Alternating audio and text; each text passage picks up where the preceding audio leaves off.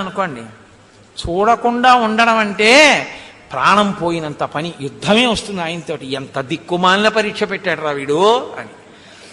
ఏమీ చెయ్యొద్దు. శివ శివ శివ శివ శివ శివ అంటూ ఓ గంట కూర్చో అన్నారనుకోండి, గడియారం పట్టుకుని ఎడతాడు గదిలోకి. మీరు చూడండి, ఎందుకో తెలుసా? కళ్ళు మూసుకొని శివ శివ శివ శివ అంటే ఏమవుతుంది? మహా అయితే గంట దాటిపోతుంది అంతే కదా అని ఒక్కనాటికి అండవు అని ఓసారి ఇలా చూసుకుంటూ ఉంటాడు. ఎందుకని అంటే కష్టం. నిషిద్ధ కర్మని మీరు దాటలేరు. చాలా చాలా కష్టం అండి. నేను మీకు ఉన్న విషయాన్ని బాగా అర్థం అవ్వడం కోసం బాగా గుచ్చి గుచ్చి మాట్లాడడానికి కారణం అదే. మనిషి తరించేది దేనివల్ల తెలుసా అండి? అసలు వద్దన్న పని మానేయడం వల్ల. వద్దన్న పని మానేస్తే చెయ్యమన్న పని చేయడం వినా ఇంకో మార్గం ఉండదు. మీరు చూడండి, ఎందుకో తెలుసా? మీరు శరీరాన్ని ఆపగలరు, మనసును ఆపలేరు. శరీరాన్ని నువ్వు గుడికి వెళ్ళొద్దు అని కూర్చోబెట్టగలరు, మనసును ఆపండి, ఎక్కడికి వెళ్లకుండా. మీ తరం కాదు, తిరుగుతుంది. ఇప్పుడు అసలు మీరు చెయ్యొద్దన్న పనులు ఆపేశారనుకోండి, ఏదో ఒకటి చెయ్యాలి కాబట్టి ఒప్పుకున్న పని కోసం తిరుగుతుంది. దానికి ఏమీ చేయకుండా అది ఉండలేదు. కాబట్టి ఏం చేస్తుంది? ఫోన్లో అలా గుళ్ళోకి పోమంటున్నాడుగా, కాబట్టి ఆ గుళ్ళోకి పోయేదో అలా తిరుగుతుంటే అక్కడే నలుగురు కనపడతారు, ఏదో కాసేపు పిచ్చాపాటి ఎవరన్నా పలకరించి వద్దామని ఆ గుళ్ళోకి పోతాడు. ఇప్పుడు చెయ్యమన్న పని వైపుకి ఎప్పుడెడుతుందంటే చెయ్యొద్దన్న పని ఆపగలిగితే. చెయ్యొద్దన్న పని ఆపలేకనే రాజ్యాలు పోయాయి, ఐశ్వర్యాలు పోయాయి, తరాలు నశించిపోయాయి, వంశాలు పతనమైపోయాయి. తపస్సు చేసి ఊర్ధ్వలోకాలకు వెళ్ళిన 10 తరాలు కింద పడిపోయాయి. ఎందువల్ల? చెయ్యకూడని పని చేసినటువంటి వాళ్ళు వంశంలో ఒక్కరు పుట్టడం వల్ల. ఒక్కడు చెయ్యకూడని పని చేస్తే చెయ్యవలసిన పనులు ఎంతో నియమాలతో కష్టపడి సాధించుకున్న పితృదేవతలు 10 తరాల వాళ్ళు ఢామ్మని కింద పడిపోతారు. ఒక్కడు లాగేస్తాడంతే. ఎక్కడం చాలా కష్టం, కింద పడిపోవడం చాలా తేలిక. అందుకే మీరు చూడండి, చిన్నతనంలో ఒక ఆట ఆడిస్తుండేవారు, జారుడు బల్ల అని ఆట ఉండేది. జారుడు బల్ల ఆడేవాడిని ఏం చేస్తారంటే ముందు ఇటువైపు నుంచి మెట్లు కడతారు, అటువైపు నుంచి జారేందుకు కడతారు. వీడు ఏం చేస్తారంటే ఇటు నుంచి కష్టపడి మెట్లు ఎక్కుతాడు, అక్కడికి వెళ్ళి ఏం చేస్తాడంటే కూర్చుని పట్టు వదిలేస్తాడు, అంతే కిందకి జారిపోతాడు. మళ్ళీ ఇప్పుడు పైకి ఎక్కాలంటే ఇటు నుంచి ఎక్కలేడు, ఎందుకంటే జారేవాళ్ళు అడ్డొస్తారు. అందులో మళ్ళీ ఇటు నుంచి ఇటు పరిగెత్తి మెట్లు ఎక్కుతాడు, ఎక్కి జారిపోవడానికి ఎదురు చూస్తాడు. మీరు చూడండి, తన ముందు జారేవాళ్ళు ఉంటారు, వాళ్ళు జారిపోయే వరకు తను ఎదురు చూసి వాళ్ళు జారిపోయాక తను జారిపోతాడు. ఎక్కడం కష్టం, జారిపోవడం తేలిక జీవితంలో. తాతగారు పిల్లాన్ని పార్కుకి తీసుకెళ్ళి కాసేపు ఆడించిన తర్వాత నీకేమర్థమైందిరా? అదే లక్ష్యం, ఇట్నుంచి ఎక్కావు, ఎక్కేటప్పుడు పట్టుకుని ఎక్కావు, అట్నుంచి జారిపోవడానికి పట్టుకోవలసింది పట్టుకోకుండా వదిలేస్తే చాలు, జారిపోయావు. జారిపోవడం సుఖంలా అనిపిస్తుంది, కానీ ఎక్కడమే గొప్ప. జారిపోయిన వాడు ఎక్కడ మొదలెట్టాడో అక్కడే ఉంటాడు. ఎక్కి నిలబడ్డవాడు అక్కడికన్నా ఎత్తు మీద నిలబడతాడు. ఎక్కి నిలబడ్డం నేర్చుకో, జారిపోవడం నేర్చుకోకని నేర్పుతాడు. జారుడు వాళ్ళు అందుకు ఆడిస్తారు పిల్లలతో, తప్పదు ఆటని ఆడించరు. ఇది నిషిద్ధ కర్మ పట్ల చెయ్యవద్దు అన్న పనిని చెయ్యకుండా ఉండగలిగిన ప్రజ్ఞ దేనివల్ల వస్తుందంటే మీరు మీ మనసుకి అటువంటి సాధనని ఇవ్వగలిగితే. అయితే వచ్చిన ఇబ్బంది ఏమిటో తెలుసా అండి? దీన్ని కాలపరిమితికి కుంచిస్తారు కొంతమంది. ఏదో ఒక దీక్షా స్వీకారం చేసి ఏదో 30 రోజులో 40 రోజులో 50 రోజులో కొన్ని నియమాలకి కట్టుబడతారు. కానీ నియమాలకి కట్టుబడినప్పుడు ఎలా ఉంటారంటే ఇది ఎప్పుడైపోతుందని ఎదురు చూస్తుంటారు.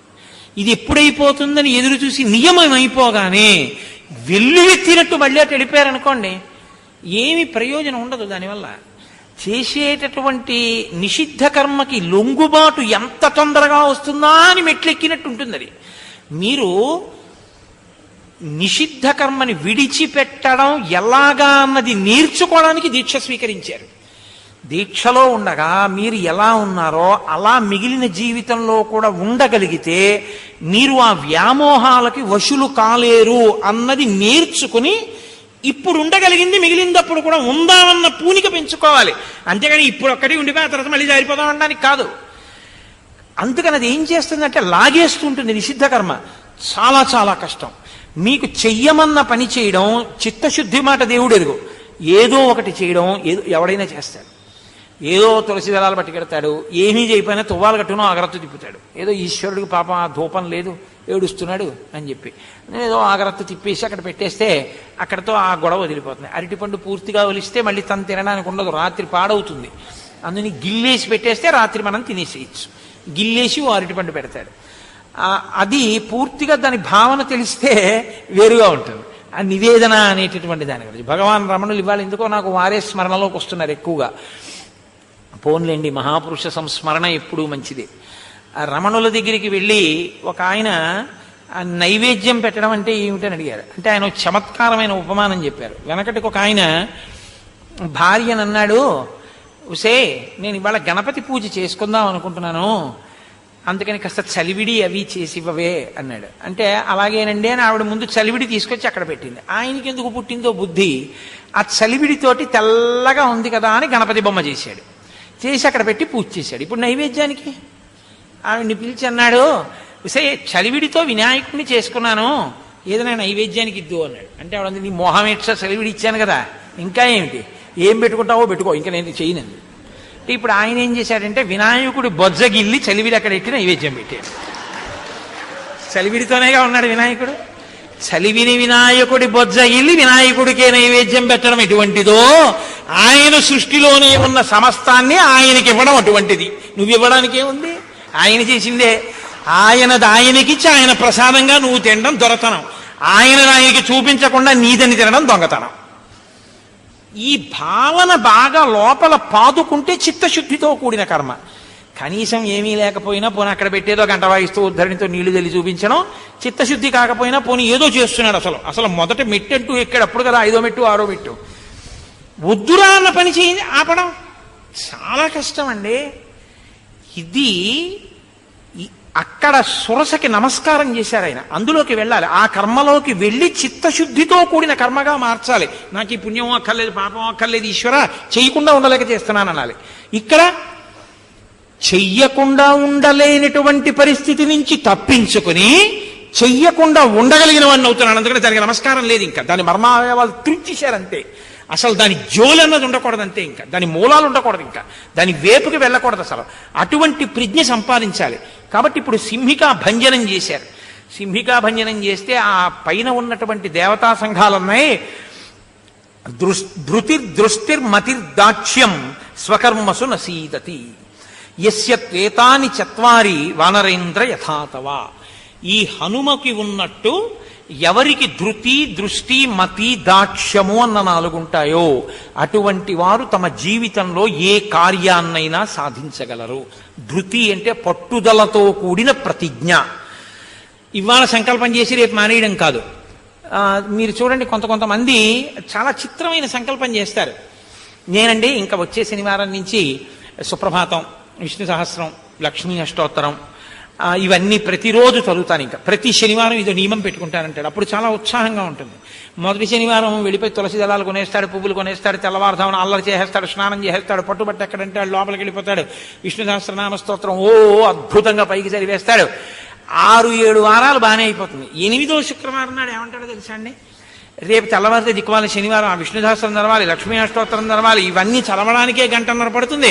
ఇప్పుడు మానేద్దామంటే తిరుపతి నుంచి వెంకటేశ్వర స్వామి వీడు చదువుతున్నాడో లేడో చూస్తున్నాడని అనుమానం.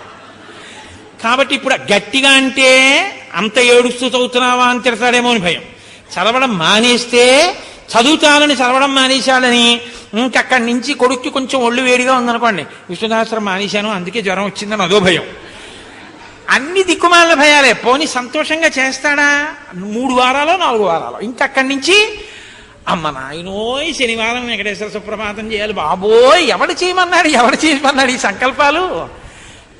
ఉత్సాహంతో చెయ్యగలిగితే చిత్తశుద్ధితో కూడిన కర్మ. కానీ నిషిద్ధ కర్మను అలా కాదు. అసలు ఉత్సాహంతో చేయడం, నిరుత్సాహంతో చేయడం అన్నది ఉండకూడదు, అసలు చేయడం అన్నది ఉండకూడదు. అంతే, దాని వైపు ఆభిముఖ్యమే లేదు, అసలు ఆ మాటే లేదు, ఆ ప్రస్తావనే లేదు, దాని ఊసే ఉండదంతే. అంతగా భంజించగలిగితే మర్మావయములను త్రుంచివేయుట. కాబట్టి ఇప్పుడు అటువంటి దృష్టి, ధృతి, దృష్టి, మతి, దాక్ష్యము, పట్టుదల,